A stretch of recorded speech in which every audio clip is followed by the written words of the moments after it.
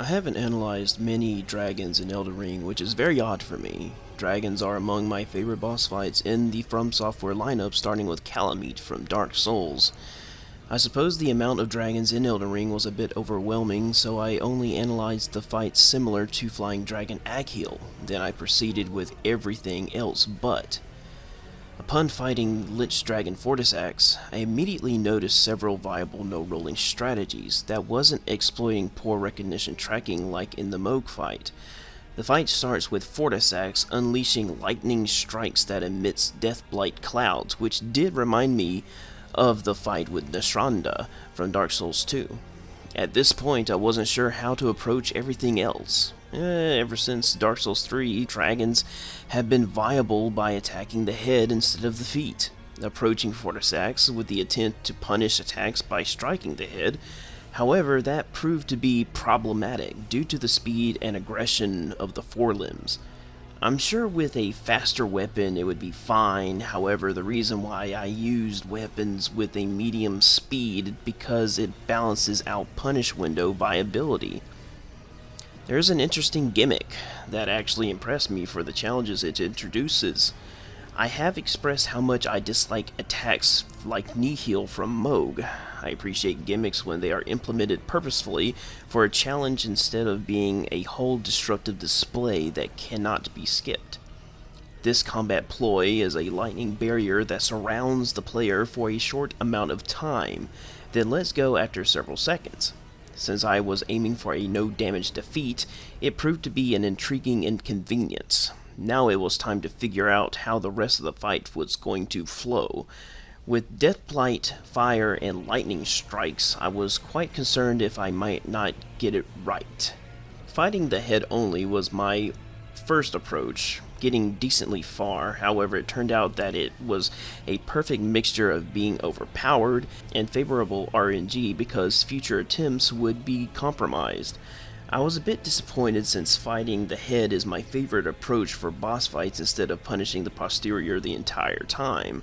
Even run baiting for bite, fire, breath, and four-limb attacks was not worth the effort due to idling. Fortissax will not voluntarily attack you first at a distance, from running away at least for the most part. Fortissax will also catch up quickly, then uses a four-limb strike which has a higher player tracking percentage. The final and successful strategy was something I never expected or used before, at least for a dragon fight from what I can remember. Since a frontal assault wasn't viable, and full backside didn't work thanks to the tail having some spicy kickback, plus I couldn't stay underneath Fortissax due to the issues that would ensue. I ultimately went with running in between the legs, then attacking the back legs as I jumped through and ran the rest of the way out to exhaust the lightning barrier. Worked like a complete charm. The second phase didn't even phase this through the haze. That's basically it. Taking attacks consistent from the first section of the fight, then adapting that consistency to the often more chaotic second half. I was a little light with my strategy details here because I do want to explain how I approach every single attack within the design of Fortissax. Thankfully, my footage fully respects the combat time value, so every attack is presented in the footage.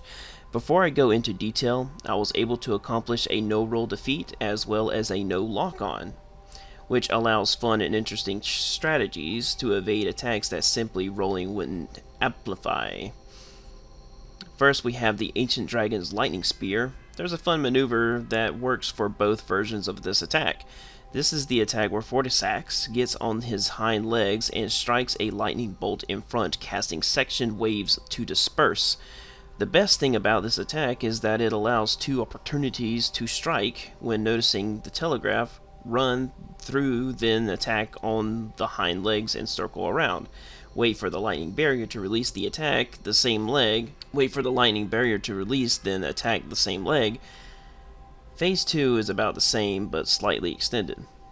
Fortissax's Lightning Glaive is more visually imitating than it is combat-wise, because the whole thing can be ran out of if the telegraph is read in time.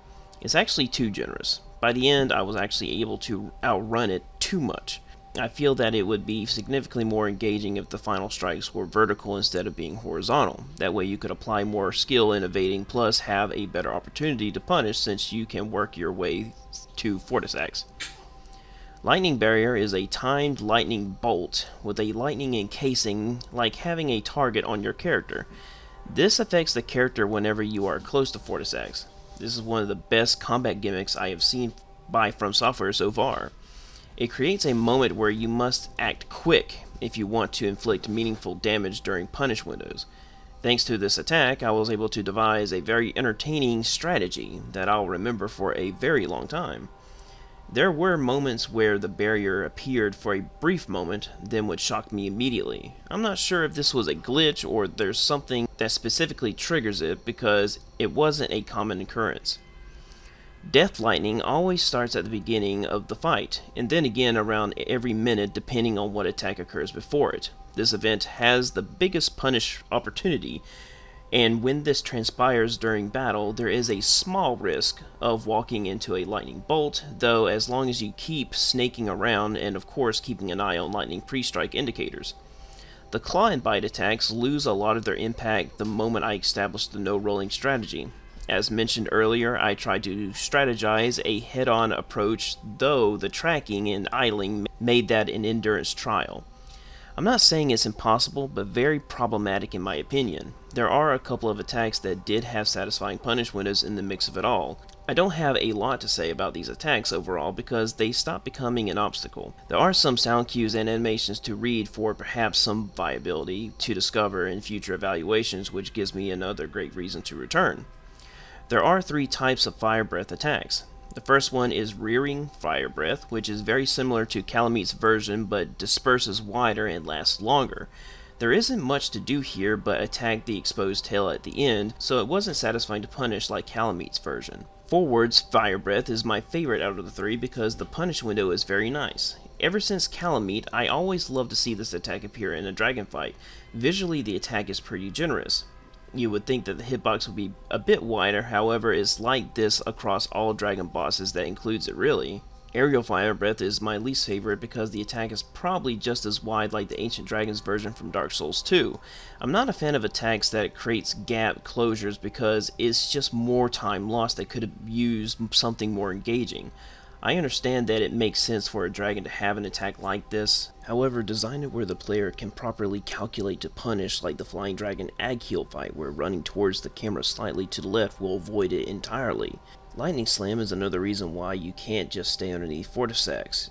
It wasn't meaningful in my strategy because I was always gone while it was occurring. It's where Fortissax slams its forelimbs into the ground creating a shock wave than short-length lightning waves.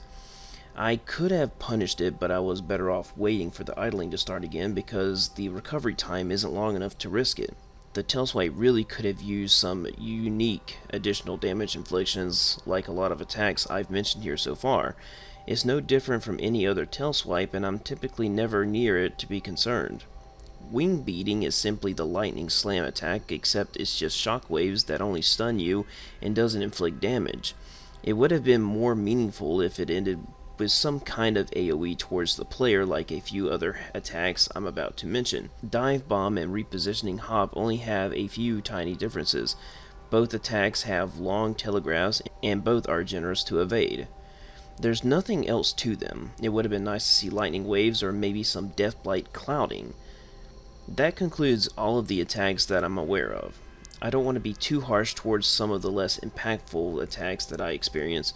No rolling strategies amplifies a lot of design flaws in combat and also makes them look trivial. I'm not saying my no rolling strategy was perfect because it could definitely be more aggressive with more focused observations of hitboxes and animations to apply more skill focused maneuvers.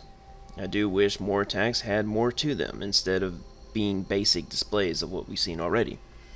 My biggest criticism about this fight is the location. I really love this fight, however the process contains many annoyances. Personally, I am not a fan of the Aqueduct area due to the uninteresting level design. The Valiant Gargoyles is just an example of how poorly that concept has carried over since Demon Souls, and Fia's questline is just another slow bump in the road. If this boss was at the end of an area that hold up extremely well in qualities like the Shaded Castle, then it would easily be in my top 10. That's all I need to say about Lichdragon Fortissax. It still doesn't beat Dark Eater Mitter, but I would still put it in my top 5, I feel. Perhaps Dragon Lord Placidusax will change all of that, or maybe a dragon in the upcoming Shadow of the Erdtree. Thank you for listening, and if you want more video essays about boss fights, then I recently talked about Moog, plus I have almost 100 more. Thank you, and have a nice day.